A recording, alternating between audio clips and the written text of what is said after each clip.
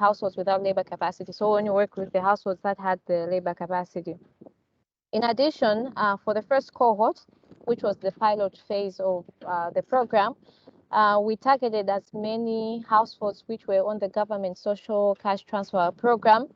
But for cohorts 2 and 3, we changed this a little bit to include married or couple households in line with accompanying research projects. So this is the research with Trinity College. We targeted 8,000 direct beneficiaries, which was about, 8,000 households, which was about 40,000 direct beneficiaries, estimating that five people per household. So of these 8,000, we had 2,000 as the graduation and another 6,000 which were in the enabling environment. The program was for 5 years. So we started in 2017 and we finished in 2021 in April. And we extended to 2022 for results monitoring. So like I talked about, the 2 districts, Nsanje and Mangochi districts in the southern of Malawi. So the program worked at 3 levels: the micro level, the meso level, and the macro level. The program had 4 outcomes. The first outcome I'll talk about, the one at the micro level, is the increased asset ownership and returns from assets for most vulnerable households. So this outcome was for those households which were getting the graduation package. Maybe before I proceed, I can explain that there were 2 groups of households. We had those that were getting the graduation package and those that were in the enabling environment. So the first one was the more intense one, which is called the graduation package. And at meso level, we had 2 outcomes: a more equitable community. This one focused on issues of gender and also HIV and AIDS. And another outcome was reducing community risk and vulnerability to climate change and also locally identified hazards. And the final outcome at the macro level was improved national and district level policy frameworks. So this was just issues of coordination. The graduation program has 5 components. The first component is the comprehensive targeting. So, for instance, in the first year, this took us about, I think, 7 months, if not 8 months, in targeting the households. And also we had to do a review of the proposal and see if we got the contextual analysis right. So after comprehensive targeting and you choose your graduation households, these households start getting consumption support, as well as coaching and mentoring. So the consumption support, what they were getting was around 15,000 kwacha per month, which is 15 euros per month per household. So this was done in the form of manual transfers. E-payments have not really advanced in Malawi, so we opted for the manual transfers where we used to get the cash out to the beneficiary households.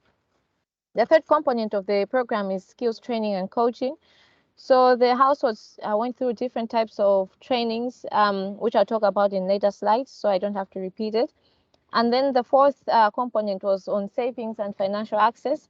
So for the households which were getting the graduation package, it was a must for them to be members of village savings and loans groups, where they would save some of the money that they got from concern as consumption support, or maybe if they were able to generate their own income as well. And towards the end of the program, the households, after going through a 17-point business skills training, so this 17-point business skills training is a training on IGS, which is specially tailored for the illiterate. So it's given to them in a very creative way so that there's no writing and they don't have to read. And for concern, instead of giving them assets to start a new IGA or to boost an already existing IGA, what we gave them instead was capital transfer. So the capital transfer that they got was around 110 euros per household. So the enabling environment for those households which did not qualify to be graduation households, they were given a choice to get some of their trainings through the enabling environment, which aimed to reduce household vulnerability to the impact of climate change and locally identified hazards. So the activities that were implemented under the enabling environment included the following: health and nutrition and hygiene promotion, village savings and loan support, lead farmer trainings, promotion of conservation agriculture. They got non-subsidized input fairs. We worked with community animal health workers because a lot of our community members have small stocks, and also they have some other livestock like goats. So to make sure that they're able to get the veterinary support that they need. Agroforestry training, worked with cooperative member education training. We supported local structures. We also did a lot of work on disaster risk reduction and management. Like I said, also, like, we did a lot of work on HIV and AIDS. So for HIV and AIDS work, we don't have the capacity in-house. We don't have any experts on this for concern in Malawi. So we worked through partners. So we just, they got grants from Concern to implement the HIV and AIDS activities for us. And also we also implemented partnerships with other local organizations, for example, the Civil Society Network. This one is focuses on climate change. And then finally, we also implemented linkages and referrals, where if we didn't have the capacity in-house, or when we're doing the household visits as part of coaching and mentoring, would link the household to either the government or other stakeholders who are experts in the area that that we have seen the gap in. So how was this graduation program unique? In this program, we're trying to be gender transformative within our graduation model. That is by addressing economic empowerment and also promoting agency among women, as well as social and cultural change within the families. So within the graduation program, this gender transformative approach is known as umodzi in our local language, which means united. So this word was chosen actually by the beneficiaries. So what the umodzi program does is that it engages couples to reflect upon and also to discuss issues such as gender norms, power, decision making, budgeting, violence, positive parenting, and healthy relationships.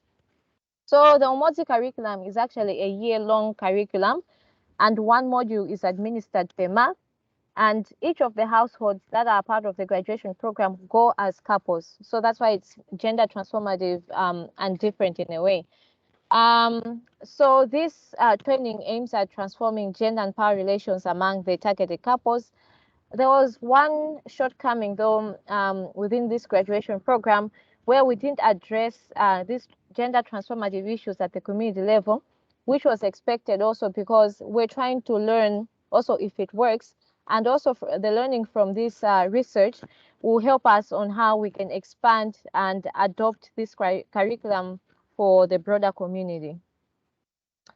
So like I said, we partnered with Trinity College Dublin to implement this research.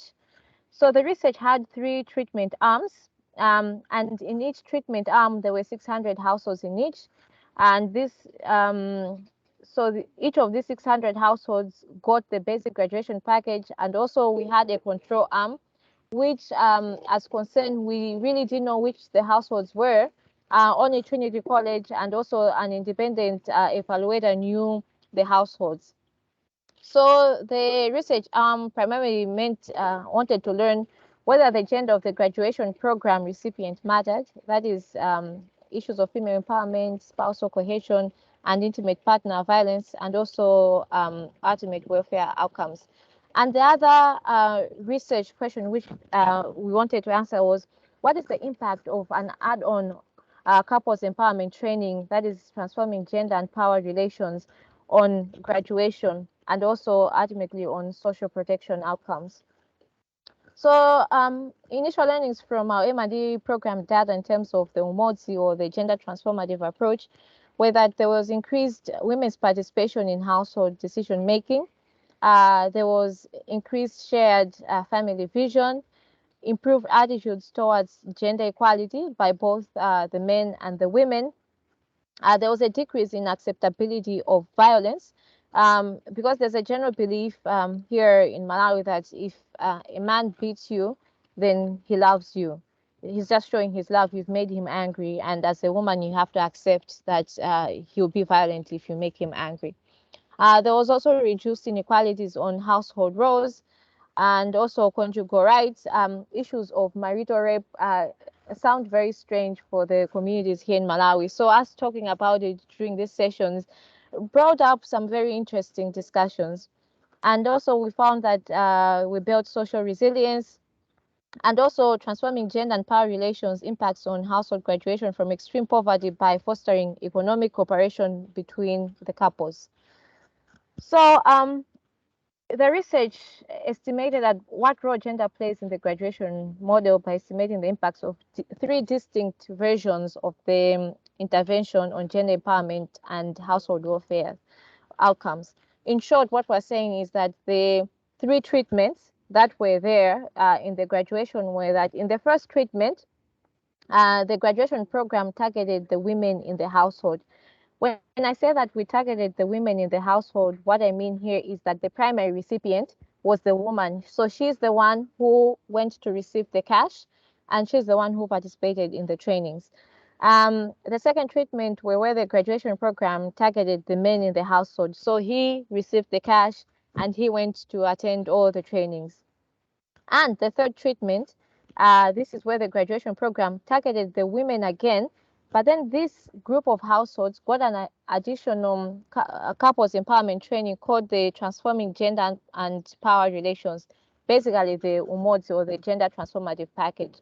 So at the end of the research, or towards the end of the year, what we'll learn is which of these groups of household actually did better than the other, and also if transforming gender or gender transformative approaches actually work. So in terms of the relevance of the research, the first one was to enable practitioners and policymakers to identify the effect of graduation model on the lives of the poor, especially women, to help identify whether the graduation model led to specific improvements in the lives of the poor households, to provide further information on the mechanisms through which households may be able to move out of poverty, to contribute to ongoing discussions on social protection. And also, it is the first study in the world to examine the gender dynamics of the graduation model. So, like I said, we had three cohorts and three treatments, not to get confusing. So the first cohort, cohort 1, is the one on the left in orange there, which was also the pilot phase. So for this one, we only had 200 households. So these ones actually stayed longer in the program, about 2 years, while the other cohorts, cohort 2 and cohort 3, were only in the program for 18 months, because we found that there's no significant difference in implementing it for 18 months and also for 24 months. So in the first cohort, we had couples and also non-couples, and this was a study area for subsequent cohorts. Whereas for cohort 2 and cohort 3, these ones we only worked with couples, where there were the three treatments, the male recipient, female recipient, and also female recipient with UMODSI. Like I said, the three treatments, female recipients were 600, male recipient households were 600, and those that got the gender transformative approach were 600, and in the control group we had 1,500 households. So these are the research milestones. This one is actually for Trinity College Dublin. They've done the endline data collection for cohort 1. I think the results will be out anytime now. And for cohort 2, as of the end of last year, they did the midline for that. So because the cohorts were phased, this is why it's the same time period, but then they were getting like different surveys. For instance, cohort 1 was getting inline while cohort 2 was getting midline. The endline for cohort 2 will be in 2022. This is when we officially finish this program and we'll be able to share the learnings. We also did what is known as Qualitative Impact Protocol, the QIP, which is a blind survey, not done by Concern and not done by the organization working with Trinity College in Malawi to do the data collection. So this was done by actually a university, where even the data collectors didn't know which organization they're collecting data for, to see it's a qualitative study in a way to see if the program has had any impact. So for this one, we actually have the first QUIP results and the second QUIP results, but I'll not talk about them in this presentation. So in brief, some of the quantitative findings were that we found shifts in household data diversity score for the graduation households, and this shift was up to 107%. We also found material deprivation index. So these are issues of assets. This one was a positive shift of up to 36%. There was a reduction in hunger gap for our graduation households from 5.6 months to 3.5 months. The livestock livelihood protection index increased for up to 161%. Community efficacy or realization of community goals. This one, we didn't have a lot of change, and it's expected because for the graduation households, like I said, these are the extreme poor and the poor households which don't really have a lot of voice or a strong voice in the community. So we didn't even realize a lot of change under this indicator. The household asset index also increased by 46%. Agricultural livelihood protection index increased by 69%. And also there was this one because we also promoted that the households should have IGA as a way of promoting sustainability. And also we gave them the capital transfer that I talked about. So we did ask them that when they're choosing the IGA, they should have a minimum income or a minimum profit actually equivalent to the consumption support that they received from Concern, which was around 15 euros per month. But then the households were able to beat this up to double, where they were able to generate a profit of around 30 euros per month, which reflected 108%. So in terms of consumption support or cash transfers that they got, what it was used for, mostly it was food. 95% of the households used it on food, children's education, small businesses. They bought some productive assets, and just a few used it on medical or health expenses. For the key lessons that we learned through the implementation of the program was that household targeting is very sensitive in the community. There was need for triangulation. So like I said, even in the first cohort or in the first year of the program, it took us about 7 months to finish targeting because we had to keep going back to the community. But then the good thing is if you do a good job of targeting in the first time, we're able to use the same data for the cohorts 2 and cohort 3. Cash use plan sessions helped program participants to effectively use disposable cash and also to invest it in productive and crucial household activities. So this cash use plan was done during coaching and mentoring, which was done with each of the households by food monitors who were based right there in the communities. And in some instances, allow program participants to change IGAs in line with seasonality due to forces of demand and supply. So we found cases where people will choose an IGA, but maybe it's a seasonal IGA and then they want to change. So we're a little bit flexible. We used to allow them to change these IGAs. And also investing in the enabling environment or the broader community activities should also be key in sustaining gains generated by graduation model beneficiaries. The other benefit of the enabling environment was that we noticed that it helped to reduce issues of animosity because if these households are selected to be graduation households, there were a lot of issues of jealousy by the other community members because they're getting all this attention, all these trainings, the household visits, and all these cash transfers from Concern Worldwide. So the enabling environment activities also made the other community members to feel like they were part of the program, even though they were not getting cash. And for my final slide, on issues of accountability for the program, Concern is very big on accountability. We had a complaints and response mechanism, which was given or taught to all the program participants, including beneficiaries and stakeholders. And the main ways that they used to make complaints were through the toll-free line, CRM committee or staff, the complaints boxes, help desks, and we have recently expanded to email, and we have a WhatsApp number. But the beneficiaries did prefer using the toll-free line to lodge their complaints. And most of the complaints we got were during the targeting phase, where maybe, for example, if someone gave us false information, the other beneficiaries were able to call secretly and to report the household so that we would do a better job at targeting. So this is the end of my presentation. Thank you very much.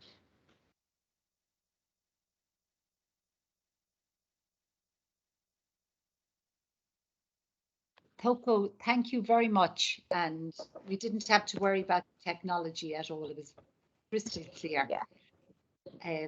Now we have about 10 minutes. So we've had two very interesting talks here now from Stephanie and from Thoko.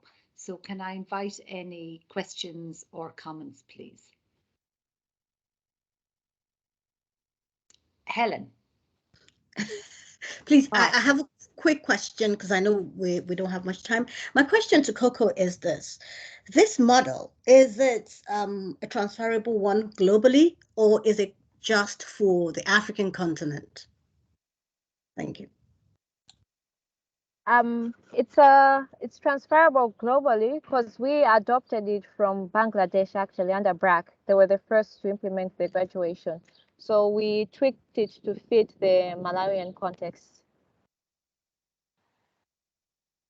And just to comment, I'm so happy to see it because when I left Ethiopia, we were just starting, concern again, we were just starting the graduation program.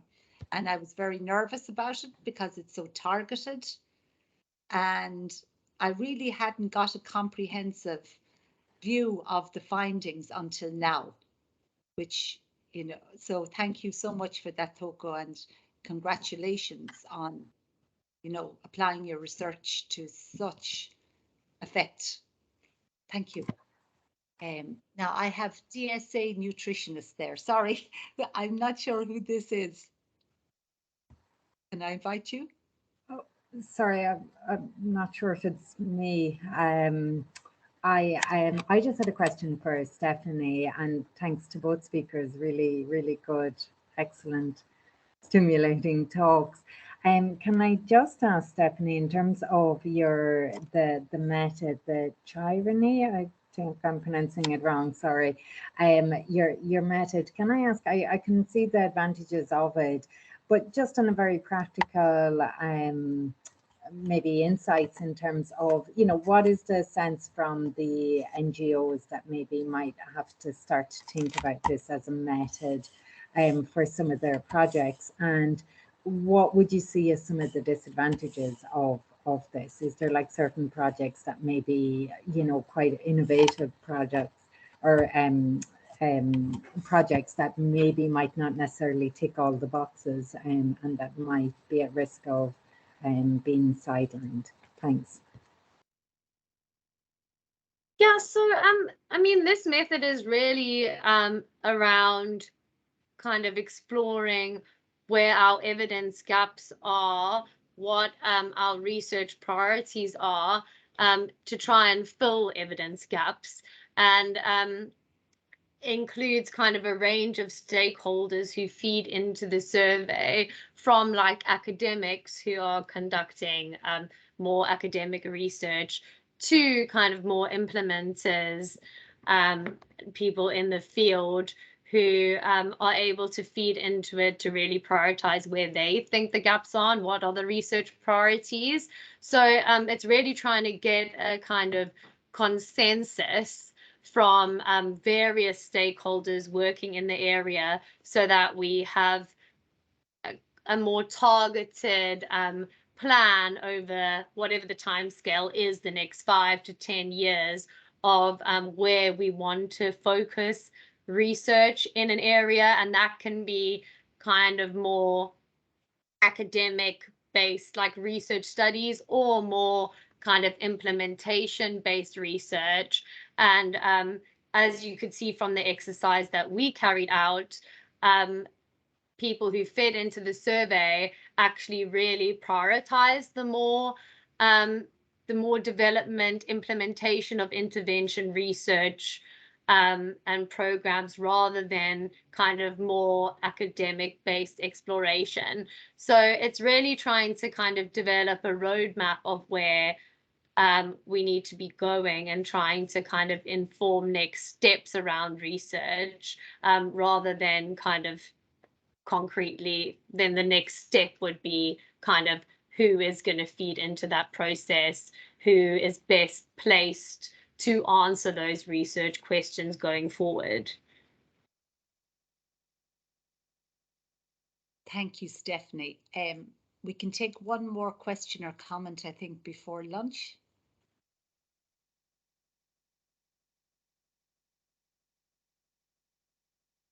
Okay, I'm conscious it's been a very long morning, so I want to thank Mark, Lucia, Stephanie and Thoko. I know some people have to leave at this point, but I think most people are going to stay. So we'll take our lunch break now, and we'll get back online at 2 for our panels. We have a gender panel and one I called the hardware of the SDGs. I don't know if that makes sense to people, but if it doesn't, you can ask, you can put a question in the chat. And we will see you at 2 and enjoy your lunch. Well earned. Catherine, Thank you very much.